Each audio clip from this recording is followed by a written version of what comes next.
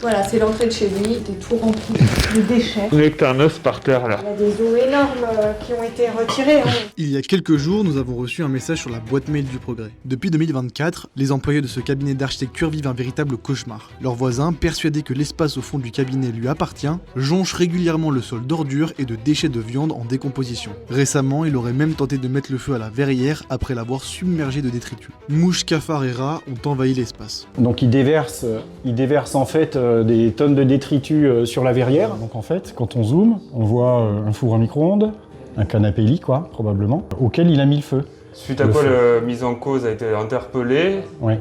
placé en garde à vue. Embarqué, placé en garde à vue pendant 48 heures. D'accord. Et depuis hier, on ne sait pas où il est.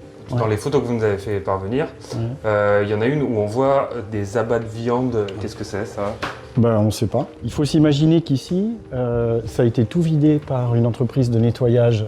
Ils étaient 3, ça leur a pris 2 jours. C'était jonché de déchets. Là, c'était jonché de déchets, y compris de déchets animaux. Les déménageurs ont trouvé des os, des gros os, des trucs comme ça. Ça inquiète pas. Donc c'est pour ça qu'on a des mouches un peu partout. Ouais, exactement. Des fourmis, des nuisibles. Ouais, là, sous la bâche, là, il y a encore des restes, on ne sait pas trop ce que c'est. Là, on ne sait pas, c'est plutôt des restes de bouffe. Oh, ça pue. Oh non, mais je peux pas faire plus. Hein. Ouais. Merci quand même. Et donc, il y a 3 semaines, il y avait des abats.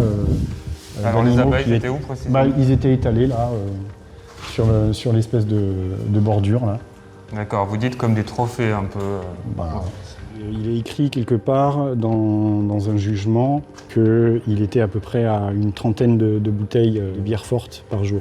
Et c'est dans ces épisodes-là où il est le plus agressif. Ouais, tous les jours, quand je vais au bureau, j'ai une boule au ventre. J'appréhende l'arrivée dans la cour. Est-ce qu'il faut un drame pour que les pouvoirs publics s'en saisissent? On a déjà un drame sanitaire.